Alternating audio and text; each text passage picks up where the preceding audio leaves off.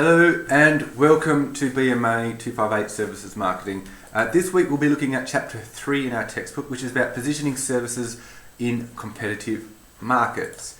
So the learning objectives for this week are first of all to be able to demonstrate the meaning of a positioning strategy within a service context.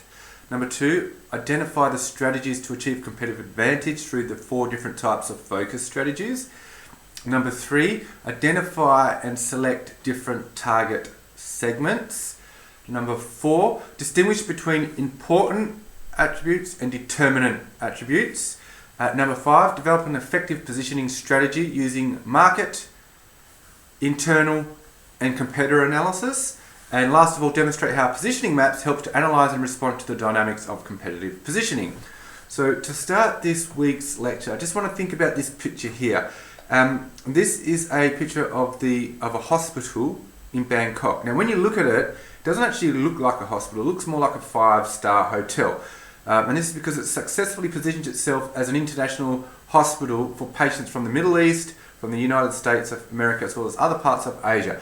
Obviously these are patients, or I was going to say customers, they kind of are customers with high incomes, like high disposable incomes, because if you are travelling internationally and it's covered by your insurance and stuff like that, your travel insurance, you want to go to a hospital that's going to look after you and it's not going to feel like, it's going to be as pleasant of an experience as possible. So they've positioned themselves not as like a typical hospital where it's all focused on being clean and sterile. This is more positioned itself in a different way, going, well, it's comfortable and relaxing. Okay, so we want to think about positioning and the search for competitive advantage now. We're going to look at these 3 different things, which is segmentation, targeting and positioning. Now we should all know about these because we deal a lot with these in principles of marketing, and it's kind of, we focus on the positioning of services, but when we talk about positioning, it's implied that we also mean segmentation and targeting, okay?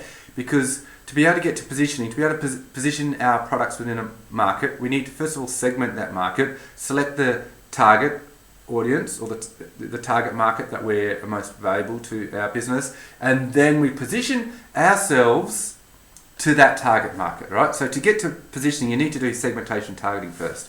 And this is why positioning strategy is concerned with choosing, creating and communicating distinctive differences that will be noticed and valued by those customers, that's our target customers, with whom the firms would most like to develop a long-term relationship, the most valuable ones. Alright, so to be able to do that, we first have to cut the market up into different segments, then select which segments to target, and then we can position to those. So here we've got the 4 different types of strategies. It's called here the basic 4 strategies for services. I like to consider them as the 4 types of strategies for services, because these aren't specifically strategies themselves, they're more like types of strategies. And this comes from research that's been published in the Services Industries Journal. So I want to look first of all at the fully focused one here, which is this top left-hand corner here. So a fully focused strategy will be one that serves few segments within the market, and it's going to be offering few service products to that market, right? So it's very focused. It's not trying to serve lots of people with lots of products. It's just, we're really going to focus on those products to those people, right? Now, the next one is market focused, and this is where you serve many products, service products, to a fewer number of segments. So this is also called a specialization strategy, because rather than trying to do everything, you are really focusing on those segments that are most profitable to your business. Now you've got this other type, which is kind of similar but inverse, and that's the service focused strategy. And that's where you have many segments, but the specialization, your focus then comes down to your number of products. So you go, well, rather than trying to do lots of different products within that market, we're just going to focus on those ones that we do well at. But then as a result, you can service more segments within the market. Now, the last one is the unfocused strategy, and that's where you serve many different segments within the market and you offer many service products. excuse me, we're going backwards here. This is unfocused because rather than selecting something to specialise on, selecting the type of customers to specialise on, or the type of products to focus on, you're not doing anything, you're just trying to keep everybody happy with all your products. Often service firms will start there and then work their way to a fully focused strategy, because one of the reasons why people have an unfocused strategy is because they don't know what to focus on, and then through experience they can work out who their most profitable customers are, or the most profitable segments in the market are, and they can also work out what their most profitable products are. Some firms can have a deliberate unfocused strategy, but usually it's more profitable to end up in the fully focused strategy. So that's where firms sort of aim to go. All right, now let's have a look at some examples there. So a fully focused strategy is where they service few. So I'm just going to go back a slide here. The fully focused ones here. Sometimes it's called niche. I try to avoid the word niche because it's a bit of a commonly used word and it's easily misunderstood. When you talk to people, they like to say, "Oh yeah, you know, you're going to have a niche market," and they don't really know what they mean. So if we say fully focused, when at least when you talk to other marketing people, then they know what you mean, and it's not getting confusing by other people using that word inappropriately. So fully focused means few service products to few service segments.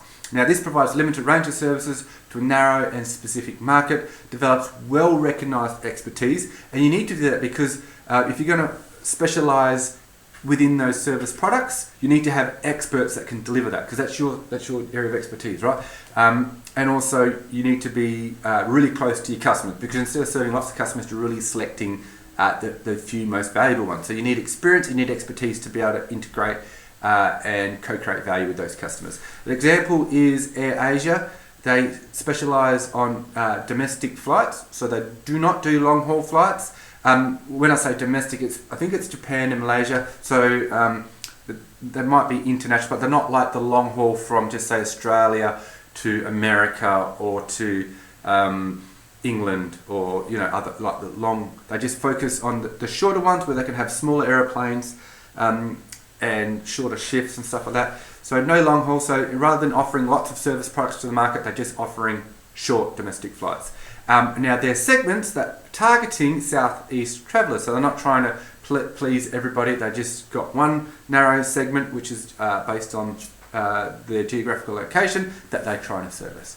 Right, the next one is market focused, and these provide many service products to few market segments, and they concentrate on a narrow market segment but provide a wide range of services. The example I'm going to use is Apia. I always thought Apia was in capital letters, but it's not. So this is an insurance company, and they offer lots of different types of insurance products, but they only do that to seniors. So their target market is old people, like seniors. But they do offer them, car insurance, home and contents insurance, travellers insurance, you know, all different types of insurance, but just for seniors. So that would be a market focus. They've worked out who they want to serve, and they offer them a whole wide range of products, service products. Now the last one is service focused, where they offer few service products to many market segments. Now these narrow range of services target a fairly broad market, and firms develop knowledge of each segment. An example is eye surgery. So they have a standardized product. Laser sight here, the vision specialist. So they specialise in laser surgery for eyes. Now, when that comes to the target market, they could be doing young people like that just got glasses or needing glasses.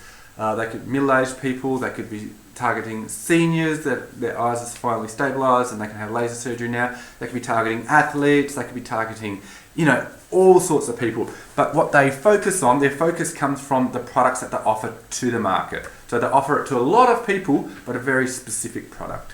Right, now the last one is unfocused, where they serve many service products to many customer segments.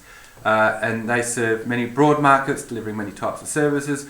These ones, sometimes we think of them as jack of all trades, but a master of none, because they don't specialise in a specific product. They offer lots of different products, and they do it for all sorts of people. An example is a full-line department store.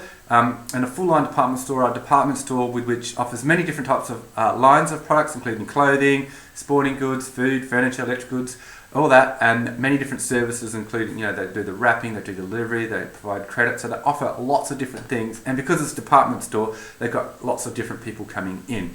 Now, another example is new construction businesses. And I've worked this out in my own research. A lot of people, when they start a new construction business, they don't really know what they want to specialise in, because they go, well, we'll do new builds, we'll do renovations, we'll do extensions, we'll do double stories, we'll do single stories, we'll do whatever what our customers come to want us to build, right? And then once they build a few things, they end up going, well, we've done this in the past, so they get a bit of reputation for building that type of business. And it's really led then, their strategy, their business is really led by what their customers are wanting. And they're not very picky on who their customers are, at least not to start with, because they go, I'm just starting a new construction business, if someone comes to them and go, can you build my house? They'll do it. If somebody else from a different segment comes to them and go, oh, can you renovate my bathroom? They'll do it, right? And then often as they go through, as their business develops, they go, well, I've been doing a lot of like double-story houses, so therefore, because I've done them in the past, new customers go, well, we know that you're a reputable builder or a reputable construction business that can build double-story houses, so we're going to go to that person. So it's really market-led. Alright, so that's it for part one. We're going to look at part two now, going through defining and profiling market segments.